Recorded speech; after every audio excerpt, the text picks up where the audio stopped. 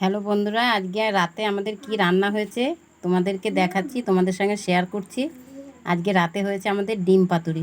মাছ পাতুরি করি, কিন্তু ডিম পাতুরি তোমাদের সঙ্গে শেয়ার করছি। দেখো, মুরগির ডিম সিদ্ধ করে নিয়েছি, দিয়ে কেটে মাঝখান দিয়ে কেটে নিয়েছি, দিয়ে কেটে নিয়ে এতে কি মশলা দিয়েছি তোমাদেরকে দেখানো হয়নি, কিন্তু মুখেই বলছি। এখানে আছে জিরে বাটা, আদা বাটা, আর কাঁচা লঙ্কা, আর এলাচ বাটা। এলাচ দিয়েছি ওর সঙ্গে, কিন্তু এর সঙ্গে পেঁয়াজ রসুন কিছু দিইনি। একটু টমেটো কুচু দিলে ভালো হতো, কিন্তু আনা ছিল না, সেই কারণে দেয়া হয়নি। এই ডিম পাতুরিটা খুব সুন্দর বন্ধুরা খেতে। দেখো, হালকা হালকা ঝোল রয়েছে, এটাতে তাওয়াতে হবে না, এটা তোমার কড়াইতেই করতে হবে, মানে খাল জায়গাতে। এবার দেখো ডিম পাতুরিটা কী সুন্দর হয়েছে। এটা দিয়ে খেলে না ভাত এত সুন্দর লাগবে, হালকা ঝোলটা দিয়ে ভাত মেখে খেলে মাংস ফেল হয়ে যাবে। তোমার মাংস দিয়ে খেতে মন হবে না, মনে হবে ডিম পাতুরি খাই। তো খেয়ে দেখবে বন্ধুরা কেমন হলো ডিম পাতুরি, কমেন্ট করে জানিও।